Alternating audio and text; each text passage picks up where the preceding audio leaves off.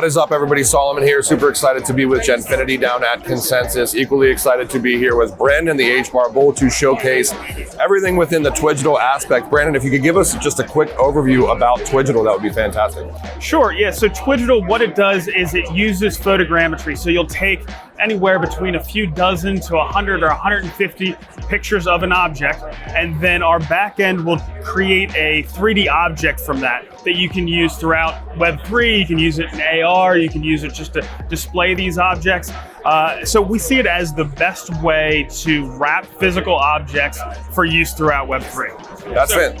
That's fantastic. And I mean, what is the state of the application right now as far as development? When is kind of go live with the mass populace out there? So we are just testing this out. It is on test flight right now, so it's in beta. We have a bunch of testers out there helping us out, giving us some feedback. But we're getting pretty far in that process. As you've seen, it just kind of works, right? So we're looking at June timeframe to get this in an iOS app store and get people using it.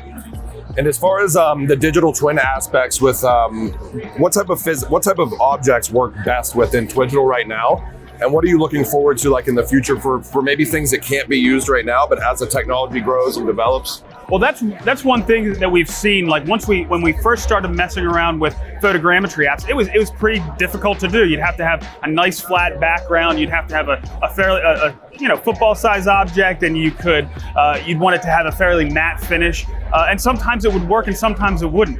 We're to the point now that our backend catches it 99% of the time, but there are things that are more difficult. We'll say like things that are really shiny, that have a really glossy surface, things that are translucent or things along those lines might give you a little bit more trouble. But the way we're seeing this technology of photogrammetry progress, it's only getting better. So even if you can't capture it now, another 6 months down the line, a year down the line, you'll be able to capture it. But we can catch most things.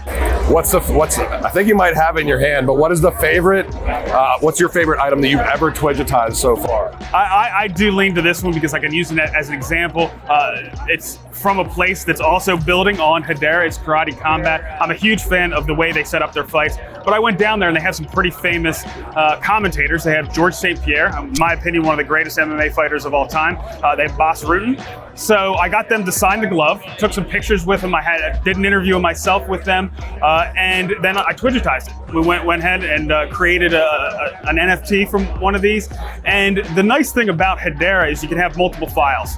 So you can have this as the top asset, and then you could have a picture of George St. Pierre signing the gloves. You can have the interview that I did with him. As time progresses, you could have another picture with George St. Pierre, or you could have a certificate of authenticity, or an appraisal, or something along those lines. So it can follow through on the life cycle of that object, because it is, a lot of times with these items, it's more about the story, right, than the object itself. And this, you can capture it immutably on a ledger in this case, so it never goes away.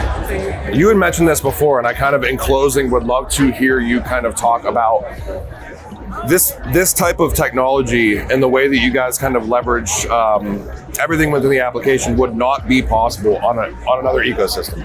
So talk a little bit about what that represents within the Hedera Hashgraph, and what you guys leverage with the services of Hedera as well. I'm not saying it couldn't be done on other networks. It would just be a lot more difficult because, of course, Hedera has the native token service, which just allows these things to be done real seamlessly, cheaply.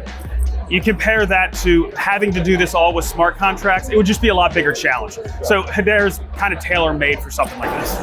And super looking forward to the application going live. Obviously, always a pleasure to talk to Brandon. Again, guys, go and check out Twigital, and we're going to be publishing this content, so really excited to showcase all the items that have been Twigitized down here at Consensus for you guys as well. So thanks, Brandon. Thank you.